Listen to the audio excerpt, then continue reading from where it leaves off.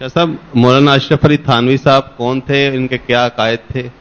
اب میں تو ان کی جماعت کا ہوتا تو سب بتاتا آپ کو کہ وہ کیا تھے اور کیا نہیں تھے، سمجھے نا.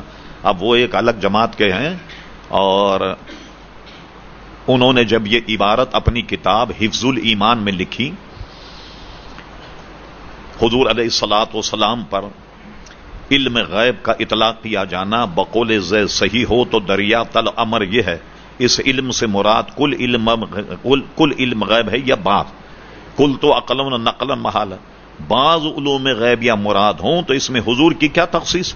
معاذ اللہ کہتے ہیں ایسا علم تو ہر جانور، ہر پاگا، جمی بھائیں اور حیوانات کو بھی حاصل ہے، چاہیے کہ سب کو عالم الغیب کہا جائے. اس پر اعلی حضرت فاضل بریلوی نے ان کی گرفت کی کہ جو 4 علماء دیوبند کی گرفت کی، اور اس پر ایک پوری کتاب حسام الحرمین جس پر 32 علماء حرمین شریفین کے دستخط موجود ہیں. پھر اس کے بعد 1940 میں حضرت اللہ مولانا حشمت علی خان صاحب رحمت اللہ علیہ نے یہ دیکھا کہ صرف اس پہ عرب علماء کے دستخط ہیں، بر صغیر کے علماء کیا کہتے ہیں؟ تو انہوں نے استفتاء یہ سوال اس زمانے کے بر صغیر کے اکابر علماء پر پیش کیا.